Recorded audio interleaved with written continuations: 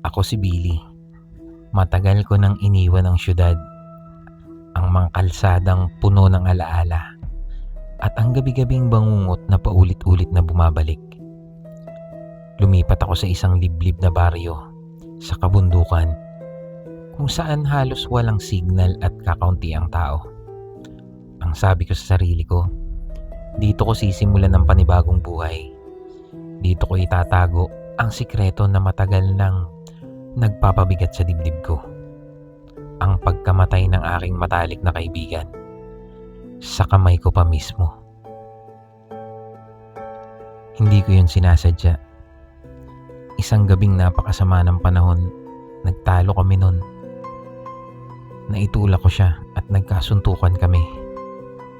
Napalakas ang suntok ko at bumagsak ang ulo niya, tumama iyon sa bato. Sa pagbagsak niya, tumigil ang mundo. Hindi ko na siya nagawang isalba pa. Ang katawan niya ay naiwan sa dilim. Hanggang ngayon, nakikita ko pa rin ang dugo sa mga kamay ko tuwing pumipikit ako. Sa baryo, simple lang ang buhay. Gumigising ako sa tilaok ng manok, kumakain ng kamote, at naglalakad papunta sa maliit na ilog. Pero kahit anong gawin ko, hindi ako makahanap ng kapayapaan. Sa bawat pagtingin ko sa salamin, may nakikita akong anino sa likuran ko.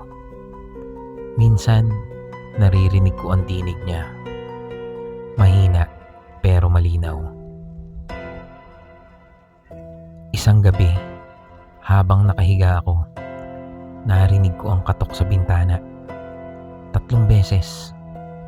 Pagdungaw ko, wala namang tao. Tanging mga puno lang ang kumakaway sa hangin. Pero may nakita akong bakas ng kamay sa salamin. Basa, parang galing sa ulan.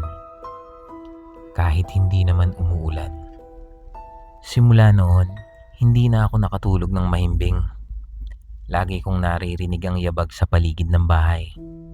Kapag binubuksan ko ang pinto, wala roon ang kahit na sino. Ngunit palagi kong naaamoy ang malansang halimuyak ng dugo. At minsan, nakikita ko sa gilid ng aking paningin ang anyo ni Marco. Basang-basa, duguan at nakatitig sa akin. Sinubukan kong magdasal.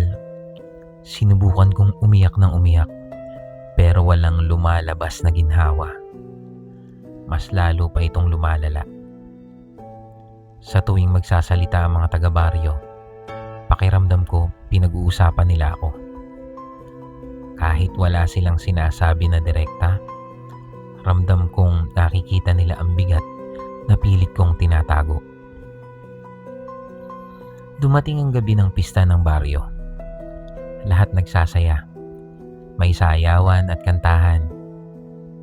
Kaya naman naglakas loob akong sumama. Umaasang baka kahit papano ay makalimot. Pero habang nasa gitna ako ng liwanag at tugtog, bigla akong nakita si Marco. Nakatayo sa dulo ng entablado. Nakangiti ng malamig at dahan-dahang lumalapit. Napatras ako. Nadapa.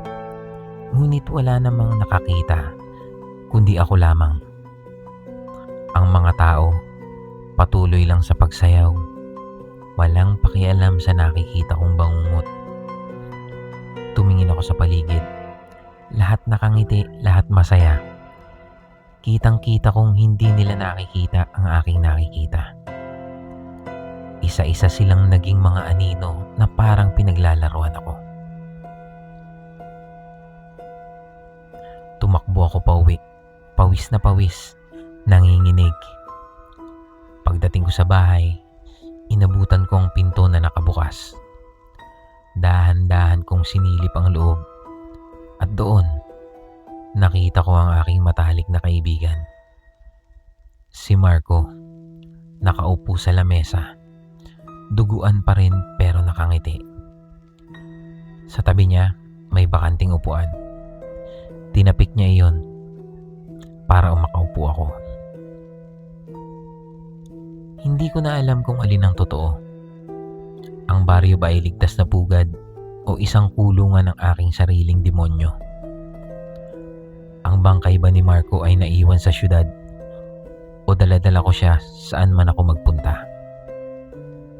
Bawat araw, mas lalo kong nararamdaman na wala na akong pinagtataguan, sapagkat ang multo ng nakaraan ay hindi kailanman nawawala. Lagi lang itong naghihintay hanggang sa ikaw mismo ang sumuko.